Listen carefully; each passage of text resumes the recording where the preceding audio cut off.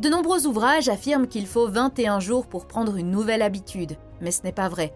La raison en est simple. Vos habitudes sont en constante formation. Vous les renforcez ou les affaiblissez constamment en fonction de l'attention que vous leur accordez chaque jour. Si vous essayez d'ajouter une nouvelle habitude à votre routine quotidienne ou de remplacer une mauvaise habitude par une autre, vous devez comprendre les 3 phases de la formation des habitudes. La première phase s'appelle la lune de miel. Elle commence généralement lorsque vous êtes inspiré par quelque chose de cool, comme un livre, une conférence, un podcast ou l'idée d'avoir des abdos. Les premiers jours, tout semble facile et vous vous dites « Ah oui, je peux le faire, je suis prêt à relever le défi ». Malheureusement, la phase de lune de miel ne dure pas éternellement. Le 3e ou le 8e jour, vous commencez à rencontrer des obstacles. C'est là que commence la 2e phase, la phase de lutte. C'est le moment où le « je peux le faire » se transforme en « c'est plus difficile que je ne le pensais » ou « est-ce que cela va vraiment avoir de l'importance si je manque un jour ?» Vous commencez à vous battre entre vos nouvelles et vos anciennes habitudes. C'est une étape normale et la plus importante, car c'est là que la plupart des gens abandonnent. C'est le cimetière de nombreuses habitudes. Pour passer cette étape, il vous suffit de gagner 2 ou 3 de vos luttes. Voici 4 techniques pour vous aider à passer cette étape avec succès. 1. Ritualiser. Pour beaucoup de gens, le week-end est la meilleure partie de la semaine, mais pour moi, c'est la pire partie. Pourquoi ? Parce que j'avais ritualisé toutes mes habitudes pendant la semaine, en particulier mon alimentation. Or, le week-end était le seul moment où je n'avais pas de rituel. Très souvent, je mangeais sainement et je faisais de l'exercice toute la semaine, mais je finissais par gâcher tous mes progrès pendant le week-end. Pendant un certain temps, je n'arrivais pas à comprendre pourquoi cela se produisait, mais je me suis rendu compte que c'était parce que j'avais très peu de rituels pour le week-end. Donc, si vous voulez gagner facilement vos luttes, ritualisez votre nouvelle habitude pendant toute la semaine. 2. Reconnaissance. Lorsque vous arrivez au 3e jour de votre programme d'exercice et que, couché dans votre lit, vous vous demandez si vous voulez ou non sortir sous la pluie pour aller jusqu'au bout, reconnaissez où vous en êtes. Apprenez à vous dire simplement « Je suis entré dans la phase de lutte ». Reconnaître que vous êtes dans une phase de lutte, c'est comme enlever le bandeau avant le début du combat. Vous savez maintenant ce que vous combattez. Rappelez-vous qu'il est important de gagner ce combat aujourd'hui. Pourquoi ?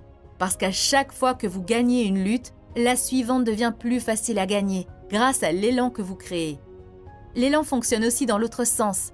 Chaque fois que vous perdez un combat, il est plus facile d'abandonner la fois suivante. Posez-vous 2 questions. Lorsque vous êtes en pleine lutte, posez-vous les questions suivantes.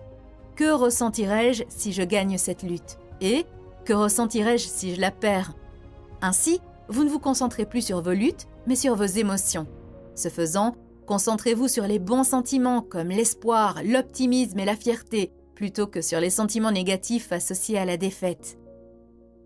4. Projection de vie. Visualisez ce que sera votre vie dans 5 ans si vous ne faites pas le changement souhaité et si vous ne gagnez pas systématiquement vos luttes. À quoi ressemblera votre vie dans 5 ans si vous continuez à suivre le même régime ? Si vous ne faites pas d'exercice ? Si vous n'arrêtez pas de fumer ? Soyez honnête avec vous-même. Créez une projection détaillée et imaginez comment vous vous sentirez à ce moment-là.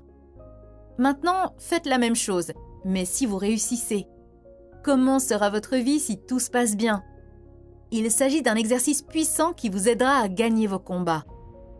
Enfin, la dernière phase s'appelle la seconde nature.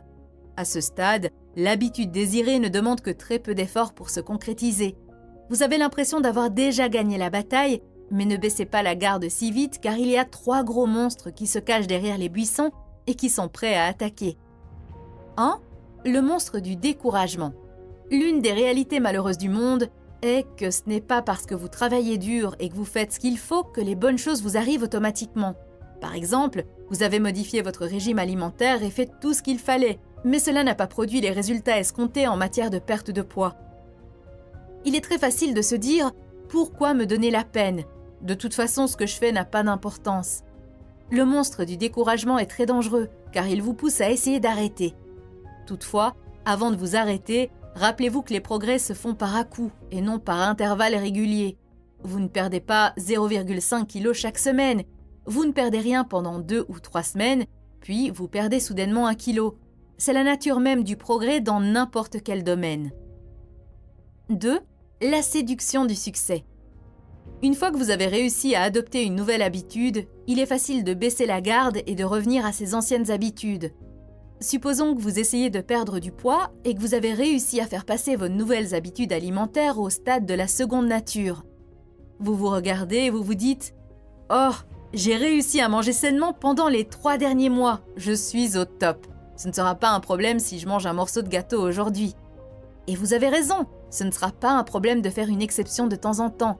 Mais si vous faites trop d'exceptions, vous vous retrouverez au point de départ avant même de vous en rendre compte. Un succès doit vous préparer au succès suivant et non devenir un point de départ. 3. Perturbation. Elle peut prendre de nombreuses formes. Vous pouvez tomber malade ou prendre de longues vacances. Qu'il s'agisse de vacances ou de maladies, toute rupture dans la routine est un danger potentiel et peut vous ramener à la phase de lutte. J'ai personnellement découvert qu'il est très important de se ménager après une interruption. Par exemple, si vous faisiez de l'exercice pendant 1 heure avant de tomber malade, ne vous forcez pas à faire autant d'exercices après votre rétablissement. Allez-y doucement pendant quelques exercices jusqu'à ce que vous ayez repris l'habitude. Sinon, vous vous sentirez découragé de ne pas être capable d'atteindre le même niveau de performance et vous perdrez l'habitude.